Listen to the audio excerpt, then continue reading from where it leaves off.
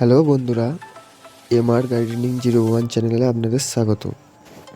তো বন্ধুরা, এই শীতের সময় আমাদের ছাদ বাগানে নানান রকমের সবজি আমরা চাষ করতে পারি। আজকে আমরা 5 রকমের সবজি নিয়ে আলোচনা করব। তো বন্ধুরা, ভিডিওটা পুরোপুরি সম্পূর্ণভাবে দেখতে থাকুন বিনা স্কিপ করে, তাহলে পুরোপুরি ব্যাপারটা বুঝতে পারবে। তো চলো বন্ধুরা, আমরা শুরু করি আজকের ভিডিওটা, যে কোন কোন 5 ধরনের সবজি আমরা এই শীতের সময় খুব সহজেই নিজেদের ছাদ বাগানে, ধরুন টবে বা কিংবা ট্রে কিংবা গ্রো ব্যাগ, এইসব নানান রকমের পাত্রে আমরা যে 5 রকমের সবজি চাষ করতে পারবো, সেই 5 রকমের সবজিগুলো আমরা জেনে নিই। চলুন। তো ভিডিওটা ভালো লাগে একটু লাইক করে দেবেন আর শেয়ার করে দেবেন, আর আমাদের পাশে থাকার জন্য চ্যানেলটিকে সাবস্ক্রাইব করে বেল আইকনটি অন করে দেবেন। তো বন্ধুরা, প্রথমেই আমরা চালু করব যে খুব সহজে আমরা পালং শাক কী করে চাষ করব ঘরে।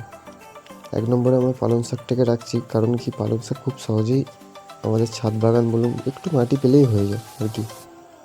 তো চলুন বন্ধুরা, দেখে নিই যে পালং শাকটা কী করে আমরা চাষ করি। তো বন্ধুরা, প্রথমে পালং শাকের দানাটাকে ভালো করে 12 থেকে 18 ঘন্টা মতো ভিজিয়ে রাখবে। ভিজিয়ে রাখার পর সেই দানাটাকে এবার ভালো করে মাটির মধ্যে দিয়ে মাটিটাকে জল দিয়ে ভিজিয়ে দেবেন। দেখবেন 2-3 দিনের মধ্যেই আপনার চারাগুলি গজাতে চালু করে দেবে, বীজ থেকে চারা তৈরি হয়ে যাবে। তো দেখুন বন্ধুরা, এরকম ছোটো পাত্রেতেও আপনারা করতে পারবেন। দেখুন কত সুন্দর পালং শাক বেরিয়েছে। এই চারাগুলির বয়স হচ্ছে আপনার ওই 20 দিন মতো বয়স হয়ে গেছে, 20-22 দিন মতো বয়স হয়েছে। তো বন্ধুরা দেখছেন, তারপরে আমরা এই যে ধনে পাতা, এই যে 2 নম্বরে ধনে পাতা, দেখুন কত সুন্দরভাবে হয়েছে। তো ধনে পাতাটাও আমরা ভালো মতো এরকম একটু ভেঙে নিলে ভালো হয়। তারপরে ভিজিয়ে 12 ঘন্টা মতো ভিজিয়ে তারপর মাটির মধ্যে ছড়িয়ে দিয়ে একটু মাটির ওপর দিয়ে চাপা দিয়ে জল দিয়ে দিলেই তো দেখছেন এরকম হয়ে যাবে। তারপরে দেখুন লাল শাক। তো লাল শাকটাও দানাটাকে ভেজাতে লাগে না, লাল শাকের দানাটা ডাইরেক্ট মাটির সাথে দিয়ে দিলে তো ওইটা জার্মিনেশন হয়ে যায়। তো দেখুন কত সুন্দর লাল শাক হয়েছে বন্ধুরা, দেখুন। আর বন্ধুরা, ভিডিওতে আমি যে সবজিগুলোর কথা বলছি, সেই সবজিগুলোকে 4 থেকে 5 ঘন্টা কিংবা 6 ঘন্টা রোদ পড়ে এমন জায়গায় রাখবে। আচ্ছা, এরপরে মূলো শাক। আচ্ছা, মূলো দেখে নিন। মূলোগুলোকে আমরা 3 থেকে 4 ইঞ্চি গ্যাপ করে একটা করে দানাগুলো বসাবো। তারপরে ওর মধ্যে জল দিয়ে দেওয়ার পরে দেখুন 4 থেকে 5 দিনের মধ্যে আপনাদের বীজ থেকে চারা অঙ্কুরিত হয়ে যাবে। তো দেখুন এই চারাগুলোর বয়স এখন 25 দিনের কাছাকাছি। আর বন্ধুরা, ভিডিওতে যে সবজিগুলোর কথা বলা হচ্ছে, সেই সবজিগুলো বিনা যত্নেতে খুব সহজেই আমরা আমাদের ছাদ বাগানে বা ছোটো গ্রো ব্যাগে বা পাত্রেতে আমরা সহজেই তৈরি করতে পারবো। তো বন্ধুরা, এরপরে আসছে বিনস। দেখুন ফ্রেঞ্চ বিনস, যে বিনস হচ্ছে বাজার থেকে আমরা কিনে খাই, সেই বিনস গাছ। তো এটাও আমরা বীজ একটা 3 ইঞ্চি 4 ইঞ্চি ছাড়া লাগাবো। আচ্ছা বন্ধুরা, এরপরে আসছে মটরশুঁটি।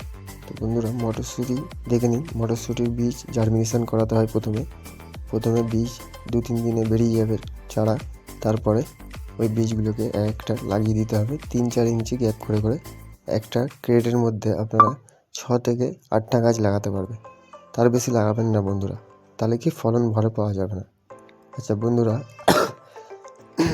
আমি বলে দিই যে এই সবজিগুলো লাগানোর জন্যে আমাদেরকে মাটি একদম জুড়ে করে নিতে হবে। মাটির সাথে আমাদেরকে কম্পোস্ট সার এবং নিমখোল, মাটি, বালি আর তার সাথে একটু হলুদ আপনারা মিশিয়ে নেবেন, তাহলে আর কিছু লাগবে না।